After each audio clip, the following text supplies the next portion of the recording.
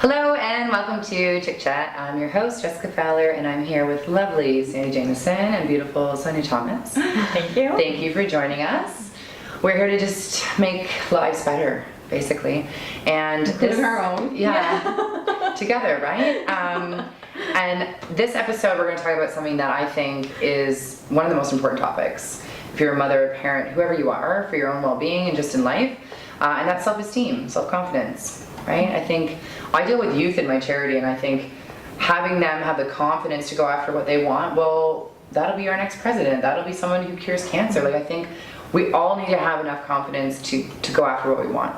And without it, I mean, it's just detrimental, and it's, it's depression, it's all the other factors, right? If we're not asking for what we want. So, really important for me. I think we're all fairly self-confident women. I'm working on my confidence. Yeah. I feel like I'm more confident in certain areas, but it's confidence, like let's start with how we define confidence. Right. Yeah. So, I always say that there's... I tripped you up there. Yeah. Sorry, Jess. I tripped you up. Yeah. No, I think defining self-confidence and separating that from self-acceptance is important for me.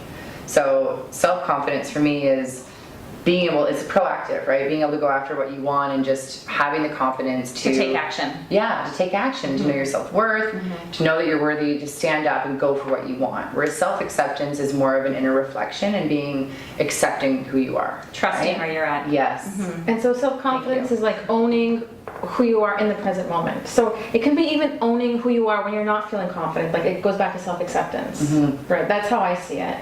On my drive here, I thought about what are the things in my life that make me feel confident. One of them is wearing things that I love, and I know that can sound a bit superficial, but if you're putting on something you love, it instantly makes you stand up a bit straighter. Or driving standard. There's something so sexy and powerful about driving standard, and I've, since the age of 16, and that's a part of who I am. And taking control over my life, that gives me confidence because I know that we get to choose our thoughts, and I know that we get to create the future, and by simple steps of action. Yeah.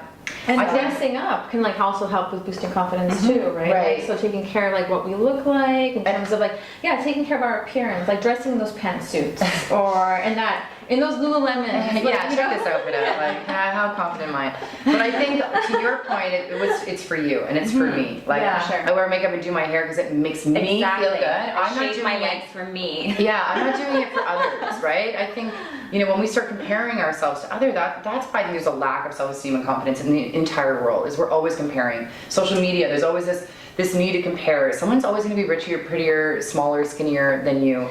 So you need to accept what you have, and if you can change it, then go for it. And that's going to just help you grow your self-confidence. To your point, is every day take action to what you want. You're going to feel great about yourself. If you can't change it, then you can't change it. We can't change gravity. You got to own it. Comparison is a thief of joy. Yeah. Oh, no, but I love that. Right? Yeah. Do not compare yourself to others. And there's also the inner critic, right? So the inner critic is what stands in the way of our confidence. But it can also be a way for us to connect to what's blocking us from moving forward, right? So it goes back to befriending where we are in the present moment. So make friends with your inner critic. If we resist it, it actually will just persist, and it's part of our ego, and it'll get bigger. So it even helps you can draw a picture of what your inner critic looks like to get us to have it step outside of who you are, separate yourself from it. That's interesting. And usually, the inner critic tends to be, it could be a significant person from our childhood, a caregiver, that really loud, booming voice that we want to please. It can be an amalgamation of different voices, and it just helps I've done this, and it's helped me, realize that, it's not all of who I am, it's a voice, and it's loud, but acknowledging it and being aware of it. Monkey mind. Have you heard that expression? The monkey mind, right? Yeah, the monkey mind, that endless chatter. Right. And don't just keep going. Yes. Just replace it with a positive thought.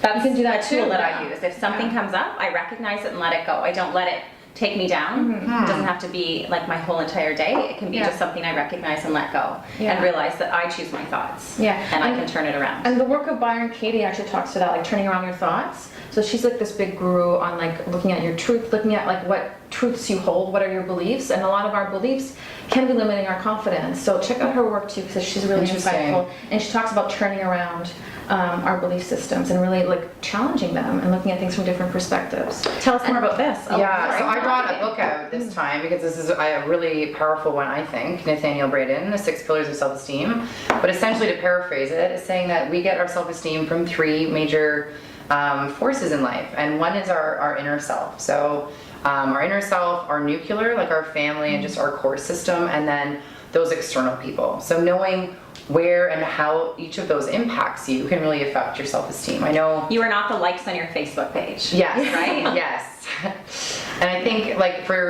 I know for yourself, like they say that a great way to build your own confidence is do daily tasks, right? Check things off every day. One thing that I tell people too is, that I heard many moons ago, is that if somebody gives you a compliment, if you deflect it or just refuse it within the first 3 seconds, you're not actually taking it in. So I know sometimes it's very difficult for some people to take a compliment and say thank you, but even if you pause, smile, it's 3 seconds. So for example, if someone says, oh, I really like your shirt, and you're like, oh, this old thing, oh, it was a bargain, right? You're not taking that compliment in. So just be cognizant of that. It's a great way to start, subconsciously building your confidence, but also look at those other factors, your nuclear and your external. Who's sucking your confidence out and who's building it? And be cognizant of that, because as we all know, and you guys know more than me, that the people around you affect your energy. Absolutely. So, yeah, be confident, ladies. But that's today's session, I think, on self-confidence. Any feedback, comments, ideas for next episodes, do leave them. And thank you, as always, for joining us. We greatly appreciate it, and look forward to you next time. Thanks.